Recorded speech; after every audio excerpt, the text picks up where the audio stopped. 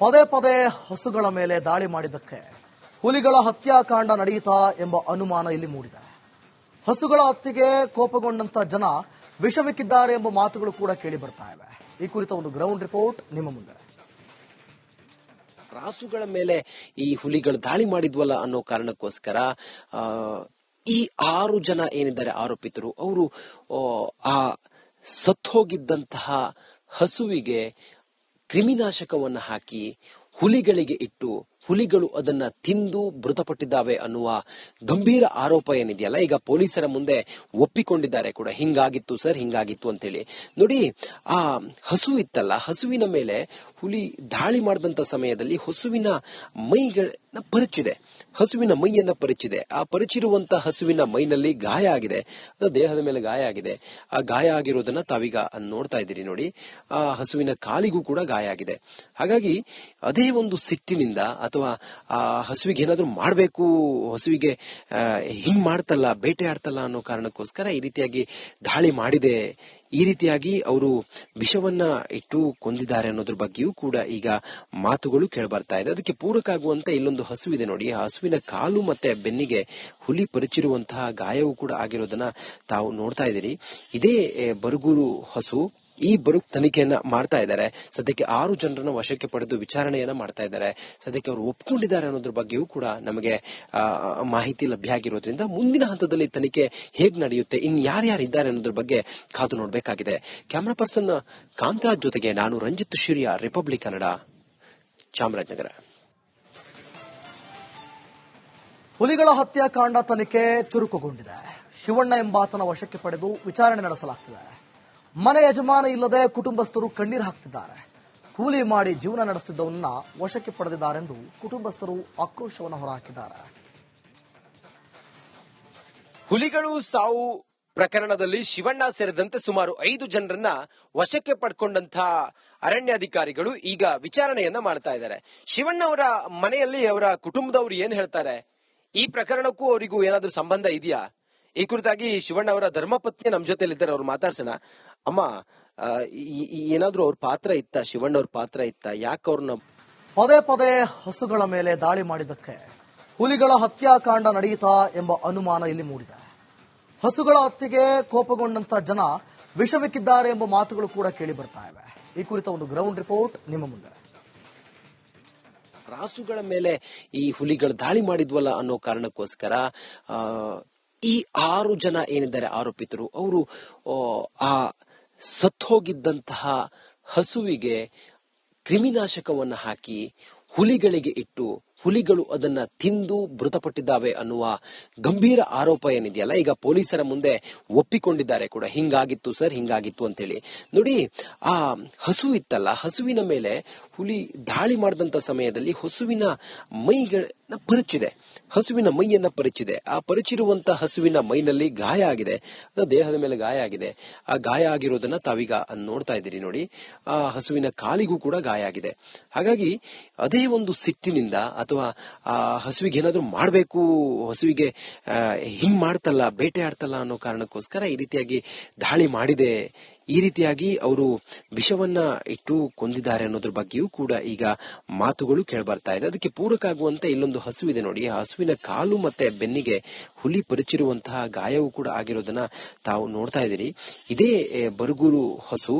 ಈ ಬರುಗ್ ತನಿಖೆಯನ್ನ ಮಾಡ್ತಾ ಇದ್ದಾರೆ. ಸದ್ಯಕ್ಕೆ 6 ಜನರನ್ನ ವಶಕ್ಕೆ ಪಡೆದು ವಿಚಾರಣೆಯನ್ನ ಮಾಡ್ತಾ ಇದ್ದಾರೆ. ಸದ್ಯಕ್ಕೆ ಅವರು ಒಪ್ಕೊಂಡಿದ್ದಾರೆ ಅನ್ನೋದ್ರ ಬಗ್ಗೆಯೂ ಕೂಡ ನಮಗೆ ಮಾಹಿತಿ ಲಭ್ಯ ಆಗಿರೋದ್ರಿಂದ ಮುಂದಿನ ಹಂತದಲ್ಲಿ ತನಿಖೆ ಹೇಗ್ ನಡೆಯುತ್ತೆ, ಇನ್ ಯಾರ್ಯಾರಿದ್ದಾರೆ ಅನ್ನೋದ್ರ ಬಗ್ಗೆ ಕಾದು ನೋಡಬೇಕಾಗಿದೆ. ಕ್ಯಾಮರಾ ಪರ್ಸನ್ ಕಾಂತರಾಜ್ ಜೊತೆಗೆ ನಾನು ರಂಜಿತ್ ಶಿರಿಯಾ, ರಿಪಬ್ಲಿಕ್ ಕನ್ನಡ, ಚಾಮರಾಜನಗರ.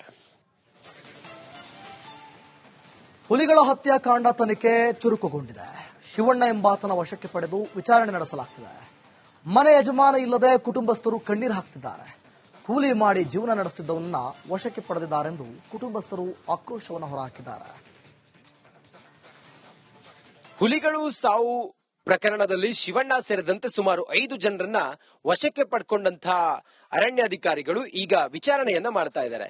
ಶಿವಣ್ಣ ಅವರ ಮನೆಯಲ್ಲಿ ಅವರ ಕುಟುಂಬದವರು ಏನ್ ಹೇಳ್ತಾರೆ, ಈ ಪ್ರಕರಣಕ್ಕೂ ಅವರಿಗೂ ಏನಾದ್ರೂ ಸಂಬಂಧ ಇದೆಯಾ?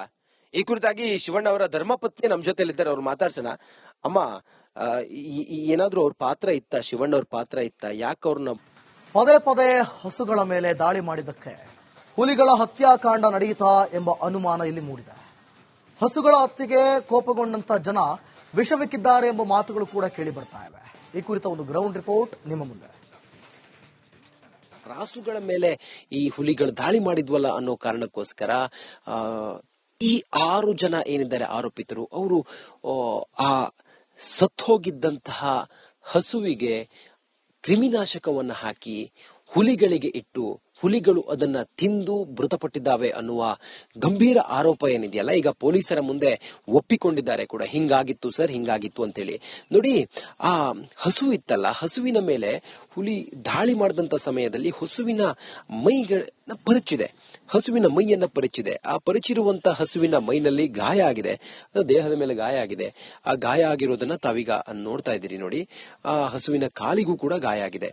ಹಾಗಾಗಿ ಅದೇ ಒಂದು ಸಿಟ್ಟಿನಿಂದ ಅಥವಾ ಆ ಹಸುವಿಗೆ ಏನಾದ್ರೂ ಮಾಡಬೇಕು, ಹಸುವಿಗೆ ಹಿಂಗ್ ಮಾಡ್ತಲ್ಲ, ಬೇಟೆ ಆಡ್ತಲ್ಲ ಅನ್ನೋ ಕಾರಣಕ್ಕೋಸ್ಕರ ಈ ರೀತಿಯಾಗಿ ದಾಳಿ ಮಾಡಿದೆ.